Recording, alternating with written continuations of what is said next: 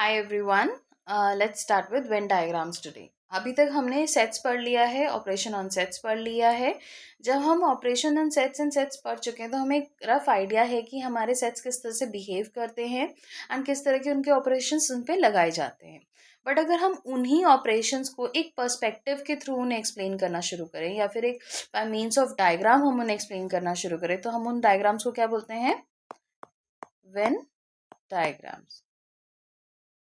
आज का ये हमारा टॉपिक रहने वाला है। हम पहले पढ़ेंगे वेन डायग्राम्स में if A exist as a subset of universal set. अब यूनिवर्सल सेट जनरली एक बड़े ब्लॉक की तरह रिप्रेजेंट किया जाता है। Let's say this is a universal set. इसमें काफ़ी सारे एलिमेंट्स एग्जिस्ट कर रहे हैं। Let's say A B C D, ये हमारा यूनिवर्सल सेट है। ओके इसके अंदर अगर हमारा ए सबसेट की तरह काम कर रहा है, यानी कि ए इसके अंदर एक ऐसा एलिमेंट है, विजुअली इस तरह से रिप्रेजेंट करेंगे जिसके अंदर यूनिवर्सल के भी एलिमेंट्स आ जाएंगे। फॉर एग्जांपल इसमें आएगा ई एफ जी। ओके तब हमारा क्या हो गया? यूनिवर्सल में हमारे कितने एलिमेंट्स है? A B C D E F and G. और हमारे ए में कितने सब एलिमेंट्स है? E F and G. इसके थ्रू हमें पता चल रहा है ये क्लियरली इसका सबसेट है। तो ये हमारा पहला रिप्रेजेंटेशन हो गया। सेकंड आते हैं हमारा इंटरसेक्शन का रिप्रेजेंटेशन। ओके अगर एक यूनिवर्सल सेट है, ठीक है, यू, एंड हमारे पास एक उसके सबसेट्स हैं ए एंड बी। ओके ये हमारे सबसेट्स हैं ऑफ द यूनिवर्सल सेट। तो हम इसे किस तरह, और हमें निकालना है ए इंटरसेक्शन बी। तो हमारे को कितने तरह के ऑप्शंस मिल सकते हैं, कितने अलग अलग रिजल्ट्स मिल सकते हैं, ये हम चेक करेंगे। तो पहले हम यूनिवर्सल सेट बना लेंगे जो कि रहेगा एक बिग ब्लॉक। ठीक है फिर आता है हमारा A intersection B. A intersection B का क्या मतलब होता है? ऐसे एलिमेंट्स जो ए एंड बी दोनों में एग्जिस्ट कर रहे हैं, यानी कि सारे नहीं, सिर्फ कॉमन एलिमेंट्स। अब कॉमन एलिमेंट्स को हम कैसे रिप्रेजेंट करेंगे? अगर ये ए सेट है और ये हमारा बी सेट है, let's say this is A set, this is B set, then this portion here is our A intersection B. और ये हमारा यूनिवर्सल सेट है, क्योंकि यूनिवर्सल सेट के सबसेट हैं ए एंड बी। हमारा जो भी यूनिवर्सल सेट रहेगा उसके सबसेट्स हमारे ए एंड बी हैं, एंड इनका इंटरसेक्शन हम इस एरिया से रिप्रेजेंट करते हैं। Okay for this area. अब इसमें एक चीज है जो थोड़ा सा और ध्यान दे सकते हैं हम, कि हमारे पास कुछ रिजल्टेंट्स आते हैं। फॉर एग्जाम्पल ये वाला जो एरिया है, सिर्फ दिस वन, ये हमारा एरिया कैसे रिप्रेजेंट हो सकता है? This can be represented as A minus B. क्यों? क्योंकि इसमें सारे वो एलिमेंट्स ए के हैं जिसमें बी का कोई भी element, even the common elements are not included.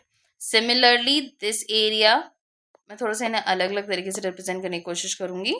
We have B minus A because in this area all the elements that exist of B does not have anything with in common with A। मतलब उनमें A का कोई ऐसा element नहीं है जिसको हम बोलेंगे कि वो इवन कॉमन होगा। फिर आते हैं हमारे डिसजॉइंट सेट्स। डिसजॉइंट सेट्स कैसे होते हैं? हमारे जो सेट्स आपस में किसी तरह के कॉमन फैक्टर में नहीं होते हैं, बट वो कहीं ना कहीं मेजर यूनिवर्सल सेट बोल सकते हैं, या कोई मेजर सेट के सबसेट्स हो सकते हैं। इंडिविजुअल सबसेट्स एग्जिस्ट कर सकते हैं बट एक दूसरे से उनका कोई रिलेशन नहीं होता है, ना ही इंटरसेक्शन का स्पेशली कोई रिलेशनशिप नहीं एग्जिस्ट करता। तो हम दो डिसजॉइंट सेट्स को किस तरह से रिप्रेजेंट करेंगे? Let's say there is another universal set. ठीक है इसके अंदर ए भी एग्जिस्ट कर रहा है, इसके अंदर बी भी एग्जिस्ट कर रहा है, बट इनका कोई रिलेशनशिप है आपस में? नहीं है। देन दीज टू आर क्या हुए? ये हुए हमारे disjoint sets. Okay let's move forward. अब हमारे पास एक और सिचुएशन आती है जहां पे कि हमारे पास एक यूनिवर्सल सेट एग्जिस्ट कर रहा है और उसके पास एक सबसेट है ए, एंड ए का भी एक सबसेट है जो हमारे पास एग्जिस्ट कर रहा है, दैट इज बी। ओके तो इसको हम पिक्टोरियली कैसे रिप्रेजेंट करेंगे? पहले तो हम वही अपना यूनिवर्सल सेट ले लेंगे। ये हमारा यूनिवर्सल सेट हो गया। इसके अंदर हमारा ए सबसेट है, हमने पहले भी सबसेट देखे थे किस तरह से बनेंगे, बस यूनिवर्सल सेट के अंदर एक ए को रिप्रेजेंट करते हुए सर्कल आ जाएगा। अब सिंस ये वाला चीज हम इस तरह से दिखा रहे हैं, क्या हम इसी को बी के सबसेट को जो प्रेजेंट करना है वो, क्योंकि पूरा ही सबसेट हमारा ए के अंदर आ रहा है, तो हम इसे इस तरह से प्रेजेंट कर सकते हैं। तो ये हमारा बी हो गया, यानी कि बी हमारा ए का भी सबसेट है एंड वो यूनिवर्सल का भी सबसेट है, बट ए हमारा सिर्फ यूनिवर्सल का सबसेट है एंड यूनिवर्सल यहाँ पे सुपरसेट की तरह काम भी कर रहा है। ओके, ए और बी के सुपरसेट की तरह काम कर रहा है एंड बी यहाँ पे ए का सबसेट भी हो गया हमारा। Let's move forward. अब हमारा नेक्स्ट टॉपिक रहेगा इम्पॉर्टेंट रिजल्ट्स। किसके थ्रू? जो हमारे को अभी तक वेन डायग्राम्स के ऑब्जर्वेशन के थ्रू हमें पता चले हैं कि कौन कौन से इंपॉर्टेंट रिजल्ट्स हमें पढ़ लेने चाहिए, एटलीस्ट हमें पता होने चाहिए। तो पहला है आपका number of elements in A union B is equals to number of elements in A plus number of elements in B minus the number of elements in A intersection B. अब A intersection B के elements को हमने minus क्यों किया है? ताकि वो repeat ना हो। अब आप इस तरह से समझो कि ए के सारे एलिमेंट्स यहाँ पे आ गए, बी के सारे एलिमेंट्स यहाँ पे आ गए, पर कुछ एलिमेंट्स ऐसे हो सकते हैं जो कॉमन, अगर कोई नहीं है कॉमन तो यहाँ 0 आ जाएगा, but in case there are some common elements तो वो यहाँ पर हटाने से उनकी डुप्लीकेसी खत्म हो जाती है। तो सिर्फ वन टाइम जो डबल नंबर्स हैं वो सिर्फ वन टाइम अकर करेंगे। ओके, फाइनल सेट में, हमारे ए यूनियन बी के सेट में। फिर आता है इन केस हमारा ए इंटरसेक्शन बी हमारा एक एम्प्टी सेट बनाता है, यानी कि उसके नंबर ऑफ एलिमेंट्स क्या बन जाएंगे?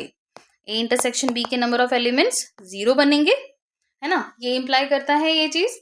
फिर इसके बाद आते हैं हमारे पास कुछ और थोड़े से रिजल्ट्स हैं जिनको हमें पढ़ लेना चाहिए। वो रहते हैं number of elements in A minus B, यानी कि सिर्फ ए के एलिमेंट्स जो बी और बी के साथ कॉमन एलिमेंट्स नहीं है।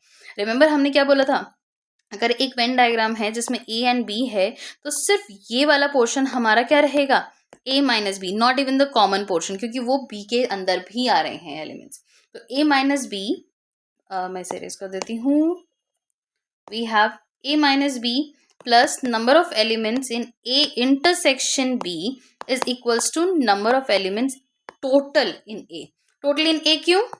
फिर से वेन डायग्राम से समझा देती हूँ। ये हमारा पोर्शन ए माइनस बी है, ये वाला पोर्शन हमारा ए इंटरसेक्शन बी है, ये पोर्शन हमारा ए माइनस बी है। इन दोनों को जब हम ऐड करते हैं तो टोटल नंबर ऑफ एलिमेंट्स किसके आ जाएंगे? हमारे पास ए के सेट के सारे एलिमेंट्स हमारे पास एग्जिस्ट कर जाएंगे। इसी तरह से हम बी का भी निकाल लेते हैं। Number of elements in B minus A plus number of elements in A intersection B हमारे को क्या देगा? Number of elements in B मिल जाएंगे इसी तरह से हमारे को। अब आता है इसको वेन डायग्राम्स के थ्रू अगर फिर से समझना चाहें तो this part that is B minus A and this part that is A intersection B, इन दोनों के कंबाइंड से हमारे को क्या मिलते हैं? पूरा एक बी का सेट मिल जाएगा।